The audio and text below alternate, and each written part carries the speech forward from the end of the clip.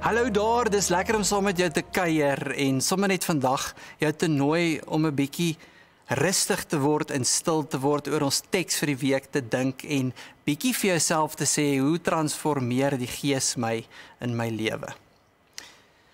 Ek wil jou vandag nooi om na te dink oor hoe hoor jy die Gees of die Here se stem in jou lewe, né? Dis nogal 'n moeilike een. Hoe laat jy toe dat die Gees al meer in jou lewe werk? Hoe werk die Here met 'n mens? Mens hoor so baie goed en mens sien baie goed en party mense sê 'n klomp goed oor hoe die Gees moet werk en dis nou hoe dit is. Maar die wonderlike is die Gees werk met elkeen van ons op so 'n unieke manier. Hoe die Heilige Gees in my lewe werk en hoe ek die Here se stem hoor is dalk bietjie anderster as in jou lewe. En dit is die mooi daarvan, omdat ons 'n verhouding met die Here het, loop ons 'n pad deur ons lewe om te ontdek hoe die Gees met ons werk. Ek onthou so goed toe ek 'n student was, toe was ek vuur en vlam. Ons was in so 'n bediening daar by die universiteit en ons het vreeslik uitgegaan en ons het 'n klomp werk vir die Here gedoen en dan het ons baie daarop gefokus om al die groot wonderwerke te kan sien en vir die Here te vra, Here, laat ons tog net hierdie teken sien of daai ding hoor en dan oefen ek, dan voel ek, ja, die Here sê ek moet nou hierdie doen, dan gaan ek na daai een persoon toe sê ek, die Here voel, ek sê dit vir jou vandag en dan sê die persoon, ja, dis wonderlik en ander kere sê die persoon, nee. En so het ek so 'n bietjie geleer, hoe werk die Here in my lewe? Amper soos om te oefen. Mense oefen so 'n bietjie om bewus te raak van hoe die Gees in jou lewe werk. Maar later in my lewe het ek agtergekom, die Here werk nie altyd net in hierdie groot, harde stem en hierdie geraas oomblikke of hierdie wonderlike, buitengewone wonderwerke nie. Soms is dit amper moeiliker om net in my elke dag lewe, waar mens besig is en waar mens werk en langs 'n sportveld saam met die kinders of miskien iewester by 'n kuier die Here se stem te hoor. En tussen al die besig wees, nê, ook tyd te maak om te luister, wat wil die Here vir my sê? En een van die goed wat ek al hoe meer agterkom, miskien vir jou ook so, as 'n mens se lewe so ontsettend besig is, asof mense behoefte het aan stilte.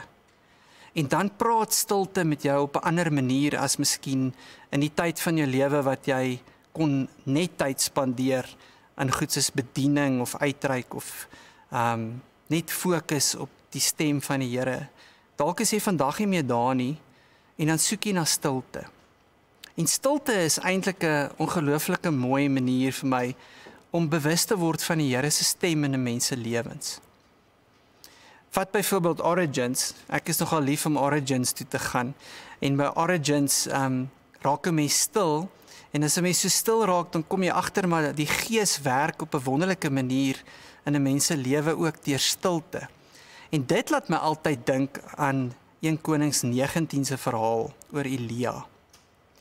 So kom ons lees saam vanoggend 1 Konings 19 vers 11 tot vers 13.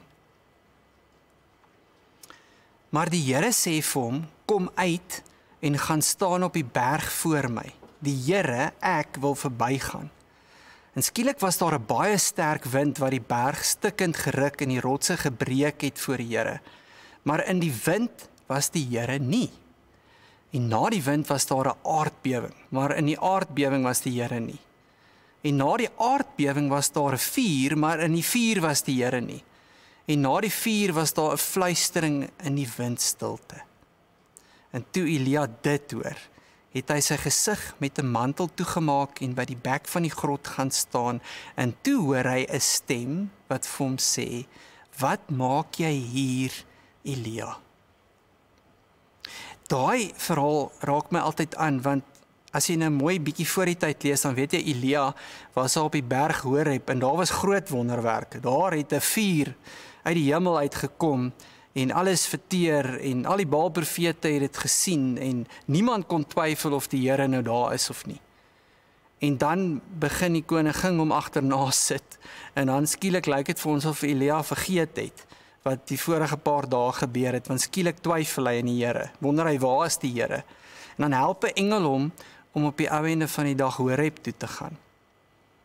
En as hy by Horeb kom, dan soek hy die Here op al die maniere wat hy die Here die vorige keer in sy lewe ontdek het. En ons doen dit partymal nie.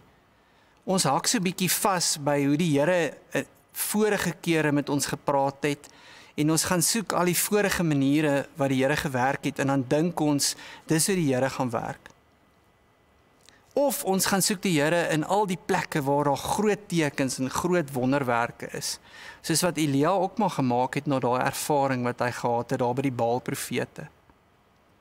En dit help my altyd as ek oor die stem van die Here dink en oor die werk van die Gees dink om twee belangrike lessies te onthou. Die Here werk nie altyd dieselfde nie en soms werk die Here in die stilte. En daarom wil ek jou nooi om bietjie tyd in jou besige lewe te maak vir stilte.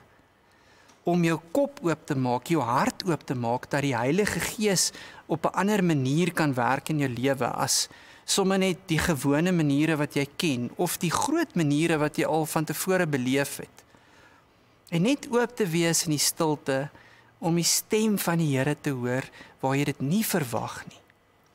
En miskien beteken dit om iewester die week bietjie stil te word, weg te kom van alles af, in jou kamer te gaan sit, of te gaan stap, of in die natuur stil te word, en net te wees, en te kyk of jy nie die Here in die windstilte kan hoor nie.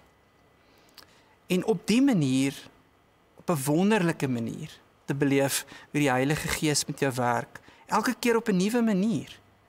Want die Here is so ongelooflik spesiaal, en so groot buitekant ons begrip, dat ons altyd moet oop wees vir nuwe maniere wat die Gees deur ons werk. Kom ons bid saam. Here, ons wil sommer net bid en vra dat U ons sal oopmaak vir nuwe dinge in ons lewens, sodat ons die stem kan hoor, sodat ons in die stilte U kan sien, kan ervaar en sommer net kan luister in alles wat ons doen in hierdie week. Amen.